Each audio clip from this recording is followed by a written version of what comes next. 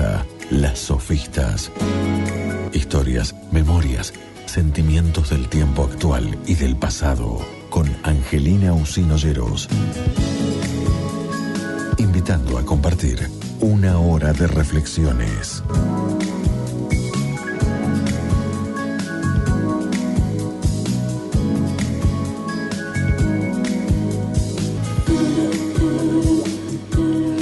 El término democracia pertenece en líneas generales al vocabulario ideológico, pero también cuenta con un contenido analítico atestiguado por el lugar que ocupa en el vocabulario filosófico, político y sociológico.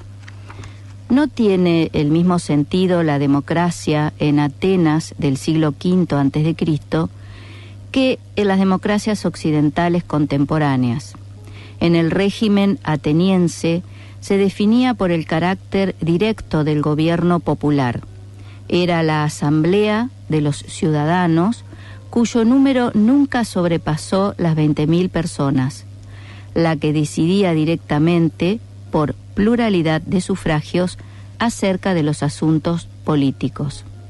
Dicha ciudadanía estaba limitada a los hombres libres, excluyéndose a las mujeres, los esclavos y metecos. La de Atenas era una democracia directa y soberana por una minoría de la población. Nuestras democracias son representativas y pluralistas. Se consideran más apropiadas para que los gobernados puedan disponer de mecanismos de control sobre sus gobernantes, que para establecer el reinado de una hipotética voluntad general. Benjamin Constant diferencia la democracia directa de la democracia representativa, descalificando el absolutismo que entreveía la concepción de la democracia radical de Rousseau, con sus reminiscencias romanas o espartanas. Constant hace valer contra ella una concepción práctica, razonable, conocida como democracia liberal, que toma como referencia los modelos inglés y norteamericano. Desde el punto de vista de la jerarquía de los valores, las democracias son llevadas a arbitrar entre los tres términos de la divisa francesa: libertad, igualdad, fraternidad. La democracia liberal da prioridad a la libertad, interpretada como independencia respecto de la autoridad y su no interferencia en la esfera de los intereses privados.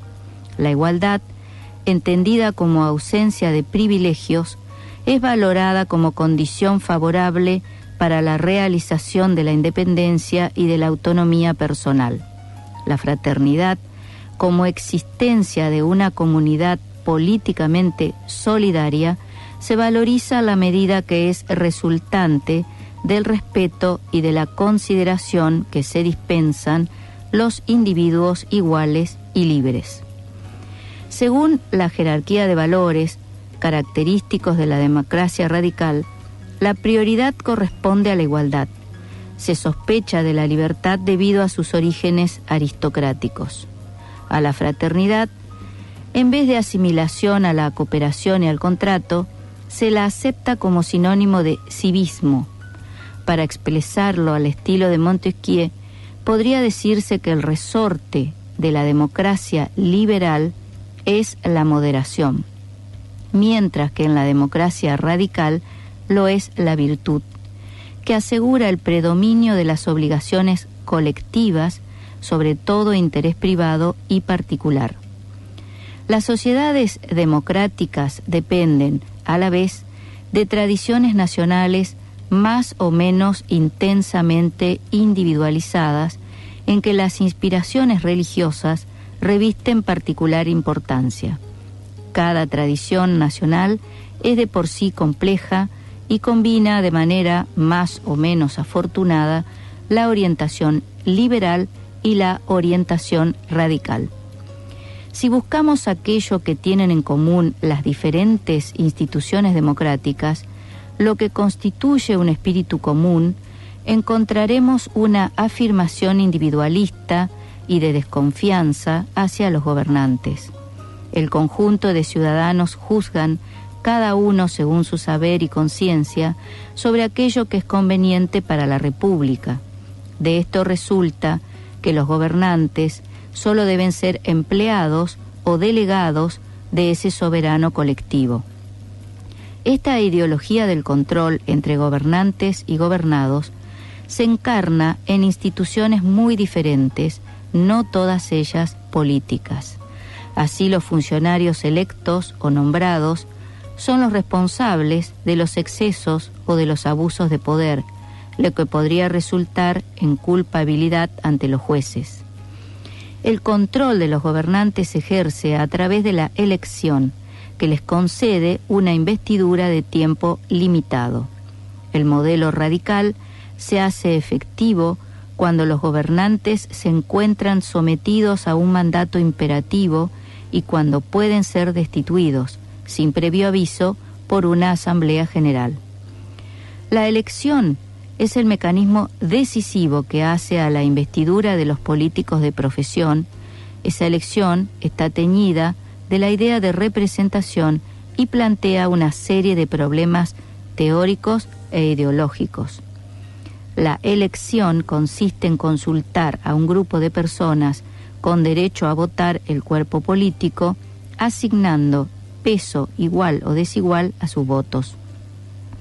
Este procedimiento genera al menos 3 clases de dificultades: la competencia de los electores, la moralidad para distinguir entre su interés privado y el bien común, y el peso de las preferencias privadas con relación a una preferencia colectiva.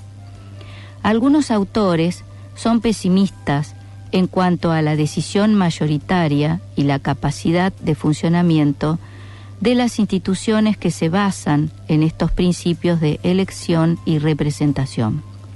El término democracia no se aplica solamente a las instituciones gubernamentales, se aplica también a toda sociedad en la que el modo de designación de los dirigentes y el ejercicio del poder estén sometidos a ciertas condiciones respecto de la definición de los objetivos colectivos y de la participación del grupo en su realización. Hay quienes hacen hincapié en la perspectiva que considera democrática a toda sociedad en la cual los fines colectivos son objeto de un consenso, al menos implícito, y el estatus social es atribuido según criterios funcionales y no solamente por reglas jerárquicas.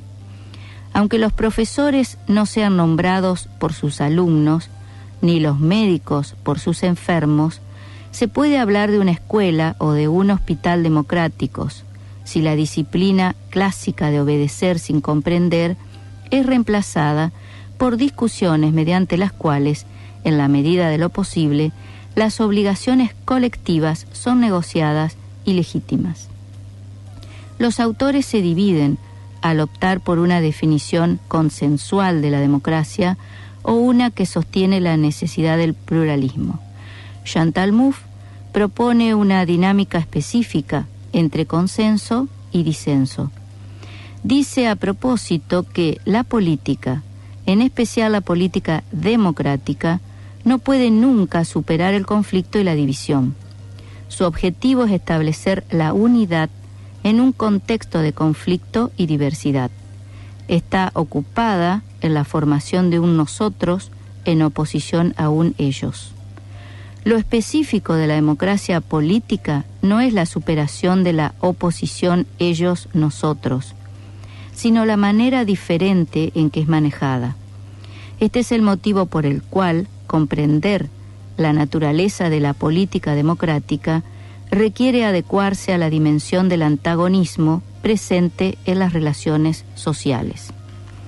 Por su parte, Norberto Bobbio define el régimen democrático como un conjunto de reglas de procedimiento para la formación de decisiones colectivas, en las cuales está prevista y facilitada la participación más amplia posible de los interesados.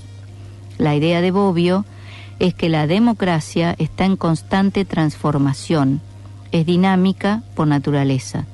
En su historia nunca ha llegado a la perfección y en el momento actual tampoco goza de óptima salud, pero no puede decirse que esté al borde del colapso.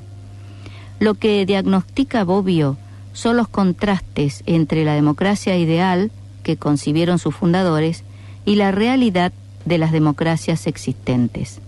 Esta diferencia entre la democracia ideal y la real puede analizarse bajo la consigna de promesas incumplidas que incluye la supervivencia de oligarquías y del poder invisible, el problema de la representación de intereses, el espacio limitado en que funciona, la persistencia de espacios no democratizados.